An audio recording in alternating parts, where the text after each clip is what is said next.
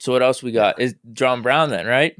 Yeah, man. Absolutely. You're the expert. No, you brought this. I'll bring it up, but you're the expert on this, man. So he was released yesterday by the Buffalo Bills. I don't know if that was surprising or not. I guess you could answer that after I'm done breaking this down a little bit. Yeah. But then he goes on Sirius XM today, and they ask him about potential teams that he'd be interested in.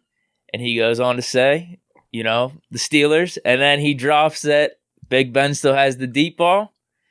And then he says the Colts. So this got everyone, I guess, doing the eye emoji, just looking to the side a little bit and just being like, I wonder if this could happen. So I got a few questions. All right. Do you think John Brown would be a good play for the Steelers? And how much do you think he would demand in free agency?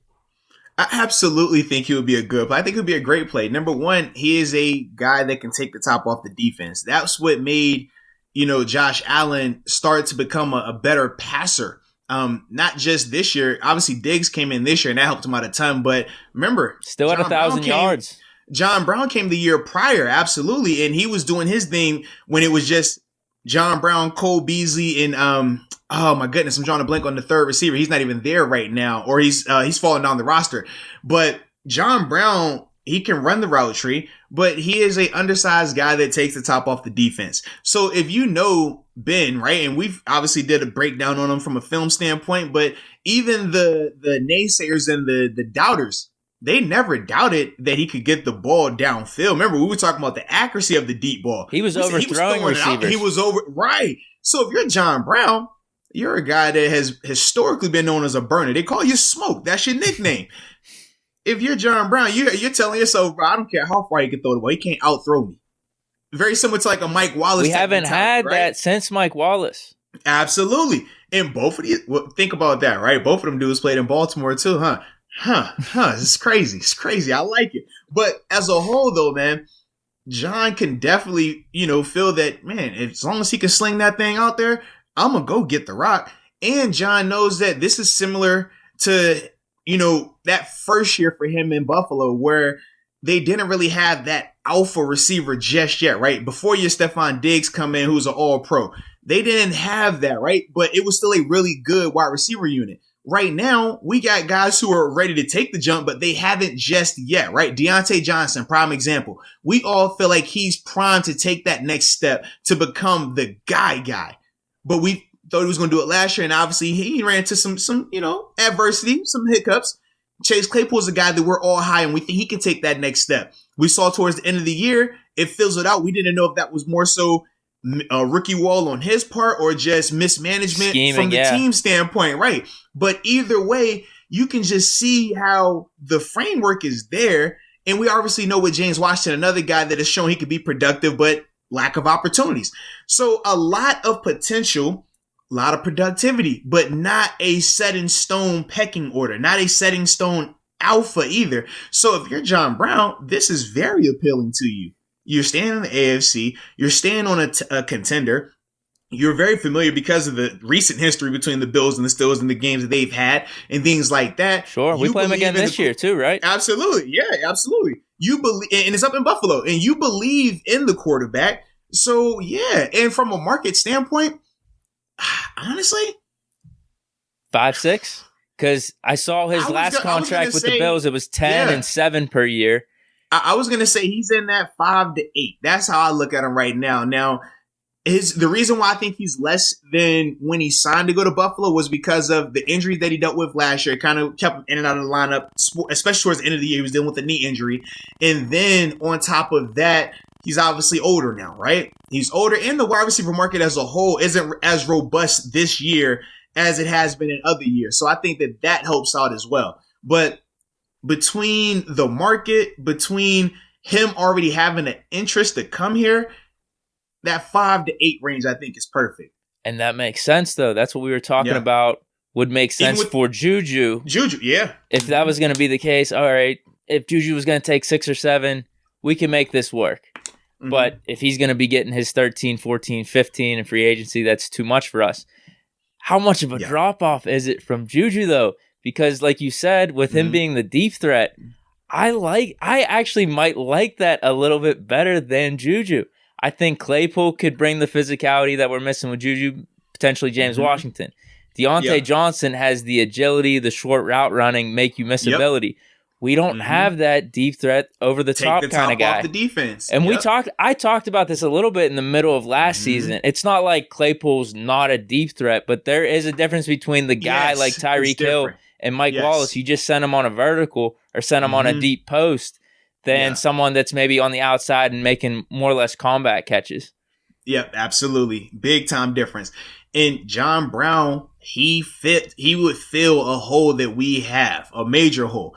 And I've told you numerous times, sometimes those guys just being on the field scare the heck out of you as a defense. It makes you have to play certain coverages, right?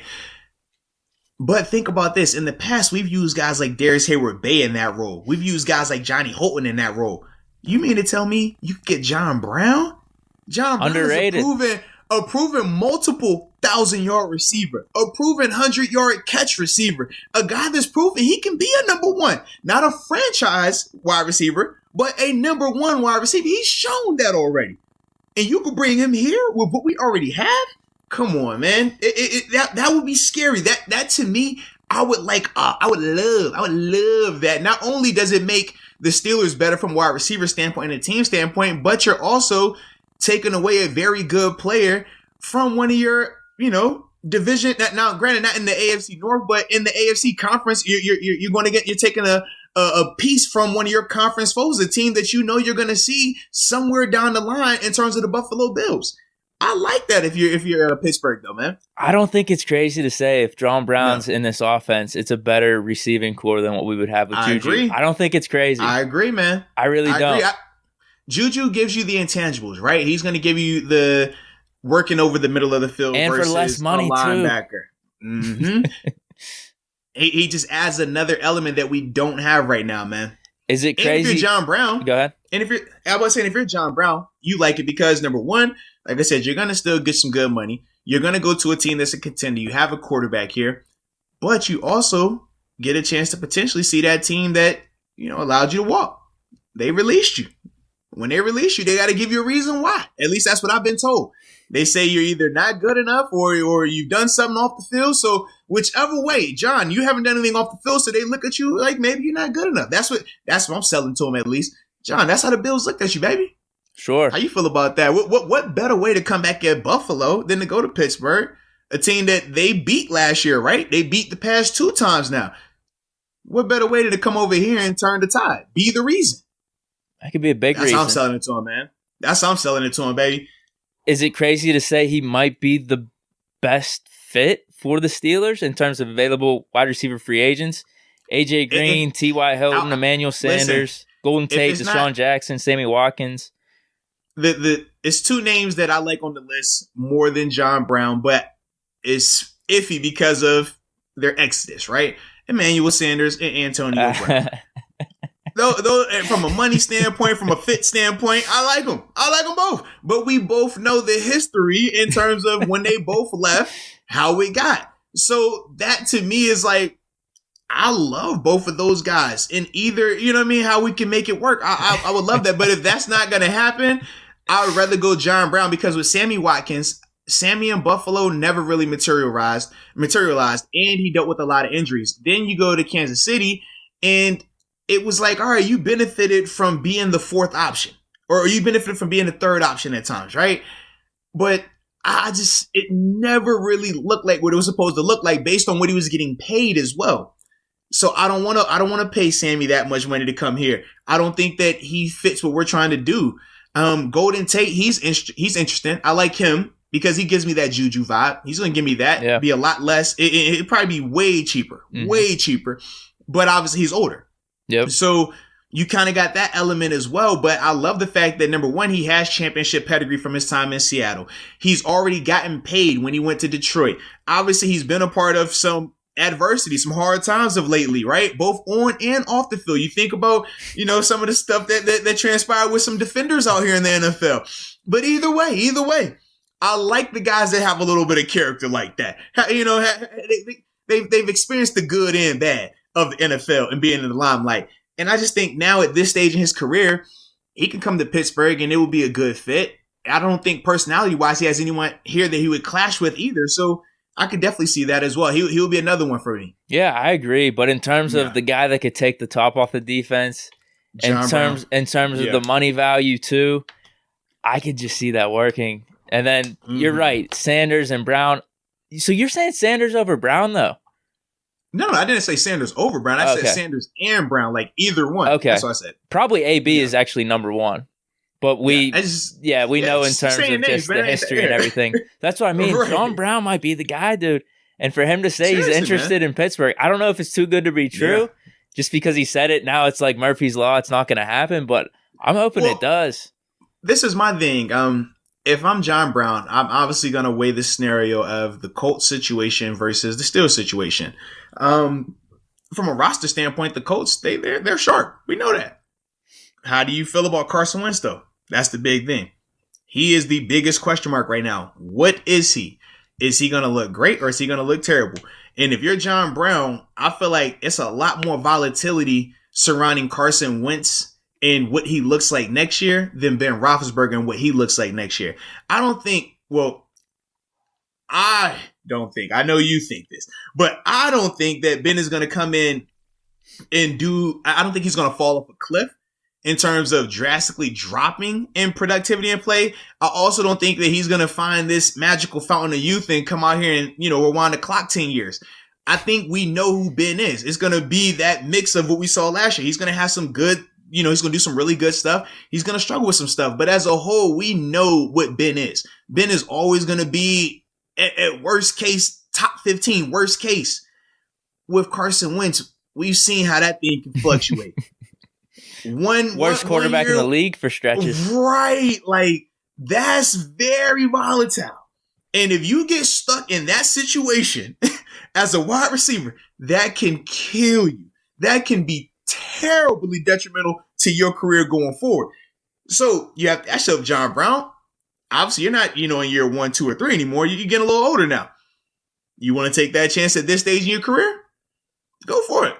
But if you want something that's a lot more secure, something that you're going to really get a chance to build and really compete for a championship.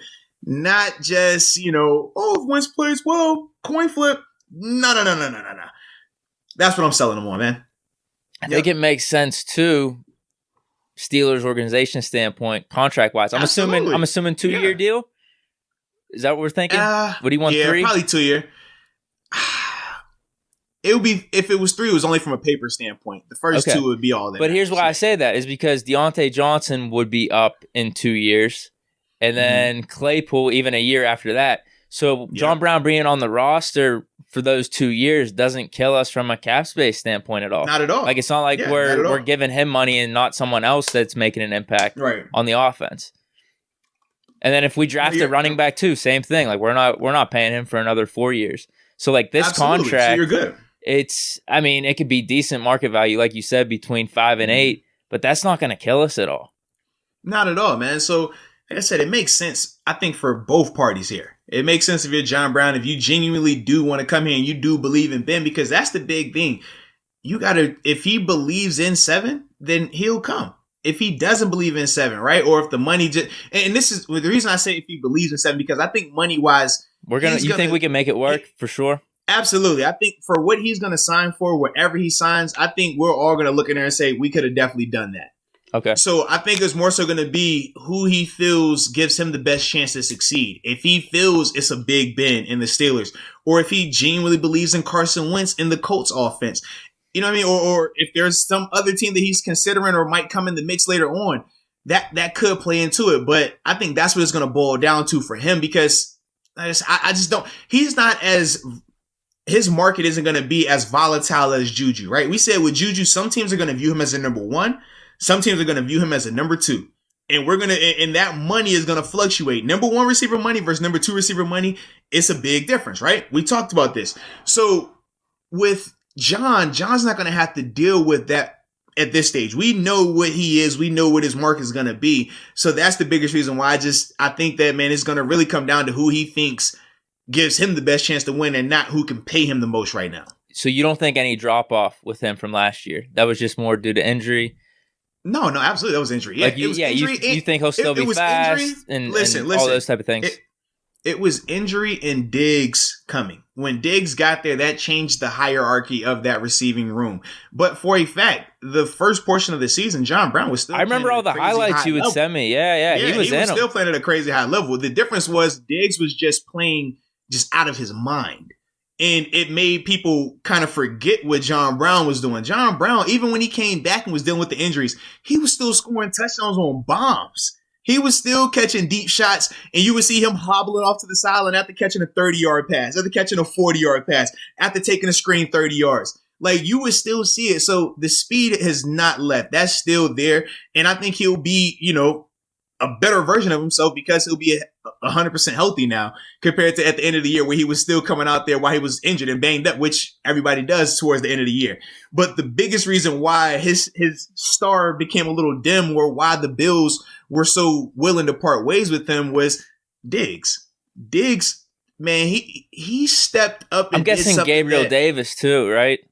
Yeah, to an extent, Gabriel Davis, obviously Cole Beasley as well. I mean, the Bills, their wide receiver group was nasty, like crazy last year, right?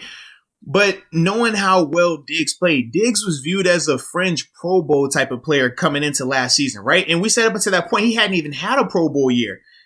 What he did last year was all pro status. You know what I mean? We looked at it like, okay, this is different. And I think that was the biggest reason why they were like, man, we're way more comfortable moving on from John Brown. Gabriel Davis has definitely stepped up. We still got Cole Beasley. Yeah, let's do this now. And it makes sense. It makes sense. It does from a business standpoint. It definitely does. But for John, like I said, man, Pittsburgh, it makes perfect sense, man. Hey. Listen, I came from Buffalo, baby. I love Buffalo. You know how I feel about Buffalo. I still talk about the Bills. You know that. You can do the same thing, John. But how awesome is it, baby? Because you saw when I went from Buffalo to here, you saw what I was able to do. The success, team, individually, money, all phases, baby. The fans love you. Buffalo, like Bills Mafia is crazy. Steeler Nation is crazy. So wouldn't it be a drop off for you? Be good to go, man. Come on to Buffalo. No. Leave Buffalo. Come on to Pittsburgh, baby. Come on. You know you want to. Come on. To your point of the revenge factor, potentially seeing the Bills again in the playoffs and then also in the regular season. Yeah. Did you listen to the full clip? Not the full interview, but the full clip that was on Twitter. They asked him about... He was a little upset, man. Yeah, they asked him about leaving Buffalo, and he said, like, they didn't tell me there was no signs of this happening. And then he name dropped someone. Like Josh Allen had control of him leaving or not. So that goes into what you said with the revenge factor maybe a little bit. Is there a little beef there? Listen, man. Listen. Sometimes you just got to do it, man. And not only does he get the revenge factor for Buffalo, this is a twofer. Where was he before Buffalo? Yeah, Ravens. So we also know we see them boys twice a year as well. What's up, John? You get a chance to not only get back to the Baltimore boys, won't like any of them, but then you also get to pay back, the Bills for, that exit. And since they didn't give you the decency, to let you know ahead of time that they would consider a relationship, you should take this 100% personal, John. You should be upset and you should come to Pittsburgh and take it on everybody. Let's hope, dude. That's what I'm selling them, man. That's what I'm selling them, man.